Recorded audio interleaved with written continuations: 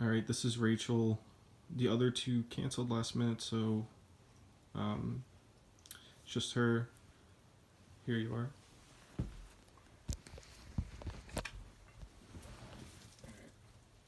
According to Forbes, Brian Goff, professional players make more than 50% of revenue.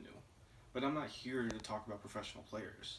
I'm actually here to talk about college athletes, specifically football players, since I don't have that much time. The University of Texas football program earns around $100 million per year, but none of that goes to their athletes.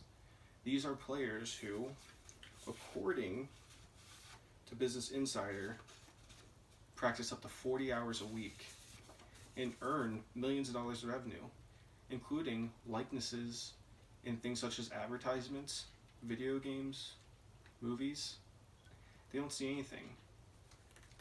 I'm Josh Haines, and I'm here to talk to you about why college football players should be compensated.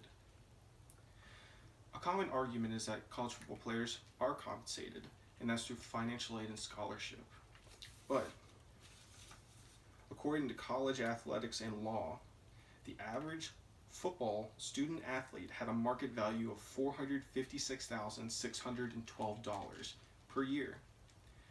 Now, I'm sure there's some expensive Division I colleges, but I don't think you're going to find any college that offers $500,000 in tuition to their athletes per year. And the typical college athlete playing up to 4 years having a market value of $2 million.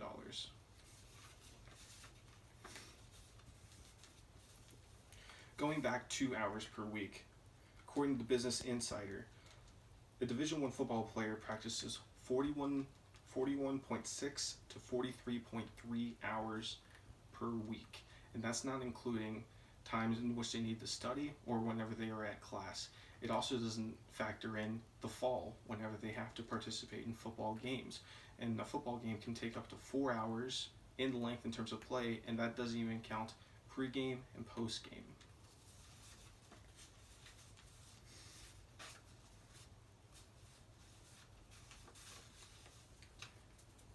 All right.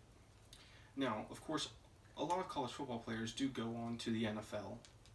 In fact, according to NCAA.com, the 2014 Ohio State Buckeyes, who were college football champions that year, set a record with 10 picks in the first 3 rounds of the NFL draft. 4 of those picks being in the first round, 3 of those picks being in the top 10. All right. But that doesn't account the 85 players that are on a roster typically. So what happens to those players who don't make it to the NFL? What happens to those players who receive injuries that could be career-threatening, not only when it comes to athletics, but whenever it comes to outside life? Where's their compensation? A college football coach has an infinite amount of power over a player's well-being. They can choose whether the player is still on the squad or not. They can remove their scholarship. They can remove their financial aid. They can ruin their reputation when it comes to most colleges. And for a lot of college athletes, if they lose their scholarship, they're not able to attend college at all. So, what is the solution to all this? My solution to this isn't a solution that is far-fetched.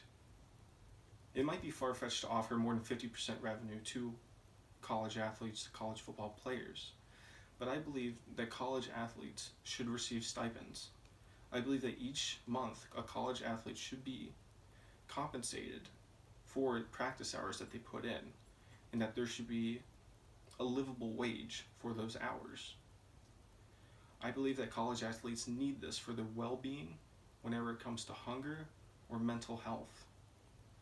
I'm not saying that the college athletes should earn their market value of $450,000 a year, but I think that they should be able to eat, and I think that they should be able to sleep and know that the pain that they are in, or the glory that they're attaining, is something that they can see post-football, or at the very least post-college. I think it's only fair to compensate people for their hard efforts, whether it comes to a workplace that is as glamorous as the BCS National Championship, or whether you work at a music venue like me, or at a college. I'm Josh Haines, and that's why I think that college athletes should be compensated. Thank you.